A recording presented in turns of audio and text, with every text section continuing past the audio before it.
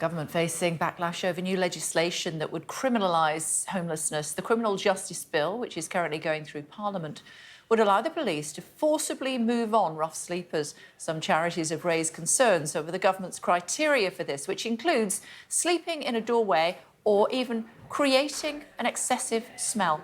I asked Government Minister Gillian Keegan about this on the programme yesterday. What about if they smell? Sorry. The bill states that rough sleepers might be considered a nuisance if there's an excessive smell. So if you smell, you might be arrested.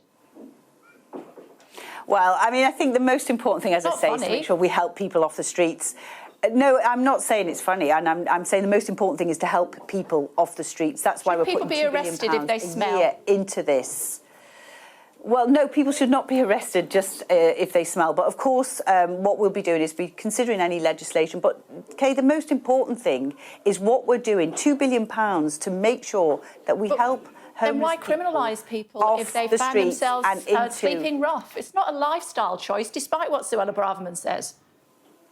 No, it's not a lifestyle choice. Normally people have, had a lot of hardship before they got to that point. And, I've spoken to many people in that situation. Usually they'll have suffered some kind of breakdown or they'll be addicted to something and they need support and help into homes. However, it is still not acceptable if people are threatening, or there was some talk of, sort of aggressively begging near to cash points, etc. So that's, you do have to get the balance and the line right. But the most important then include, the money we're Secretary of putting State, it's much easier when you're in the studio, but we're almost out of time. I know, I'm sorry. Down the line, there is a slight delay. Why does the bill then say that rough sleepers might be considered a nuisance if there's an excessive smell? How ridiculous, some might say, to put that in the bill. Yeah, I mean, I don't know. I haven't looked at that detail of it, but I mean, I guess the word is excessive, and I don't know what they mean then. But it's really about making sure that we support people, but also we make sure that people feel safe on our streets, and to go around our streets, and it's a pleasant environment. That's what we spend a lot of time, and our police spend a lot of time trying to make sure that we all feel safe. John Bird, founder of The Big Issue, is with us now. Hi, morning. Good to see you. Quite a storm after that interview yesterday in many of the papers this morning. What do you make of the bill? Well, I think there's a history lesson in it here, and I don't think anybody's really looking at the history. The problem is that the Vagrancy Act, which is 200 years old, and they want to reform it, has hardly been used since about the 1960s. They've got the legislation to actually move people on if they do it, and if it's done in a way that moves people to places where, you can help them get out of the troubles that they've got in.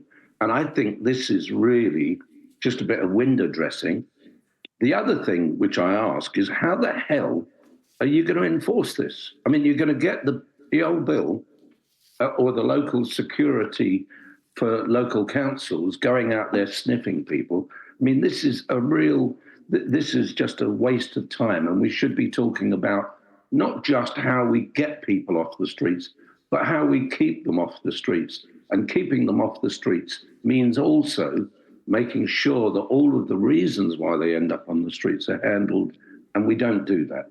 Yeah, I mean, it's an absurd addition, and I have no idea how it managed to get that far, but I wouldn't be surprised at all if that part of the legislation is removed before it becomes law. But is there not a reasonable point that the government is making when they talk about aggressive begging near cash machines and the like?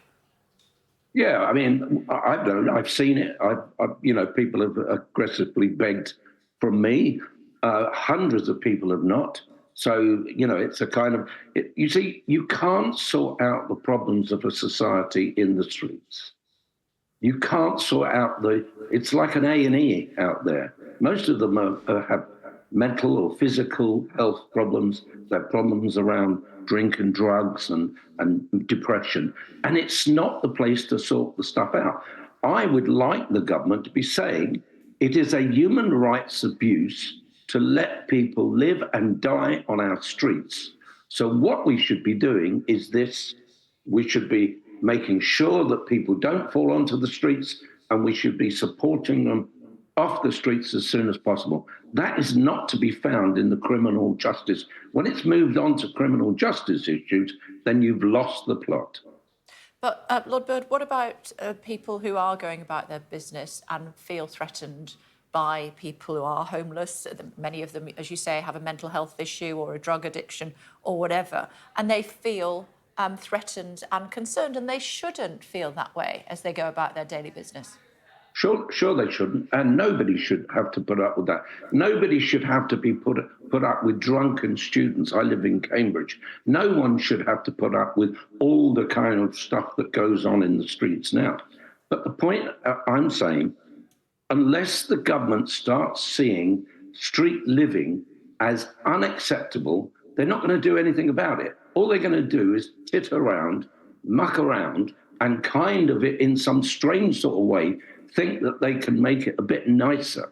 And all they're doing is accommodating the problem rather than alleviating or removing the problem. That is my problem. And I've had 32 years of the big issue.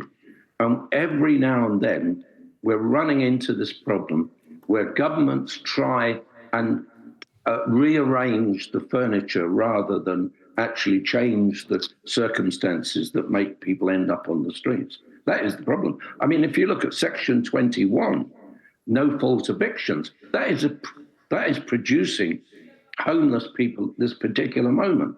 Today, there will be somebody falling into homelessness because the government hasn't got off its rear and sorted out what it said it was going to do in 2019, get rid of no fault evictions, get rid of all the evils of people being removed from their houses because the owner of the house wants to do something with it, make more money, put up the rent, rent it out to Airbnb. My lord, what was it like for you when your experience of being on the street? Well, that was more than 50 years ago. It was terrible. The worst thing about it is the loneliness, the loss, the fact that you don't know where you don't know where, you're going to be picked on, because a lot of the public also pick on homeless people. I was urinated on. I was sexually propositioned, and people were trying to do things with me because I was a boy and a young man. It is a terrible, terrible world.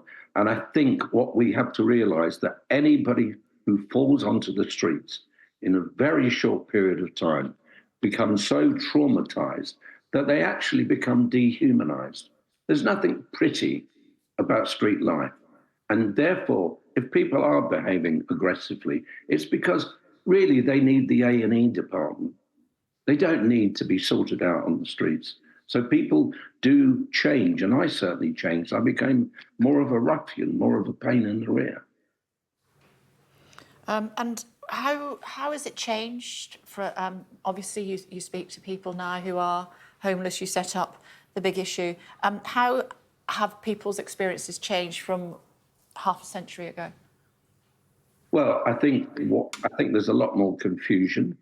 I think there's so many other things that hit us, that hit our children, that make our children depressed. I'm seeing more people from not just my, London Irish working class background.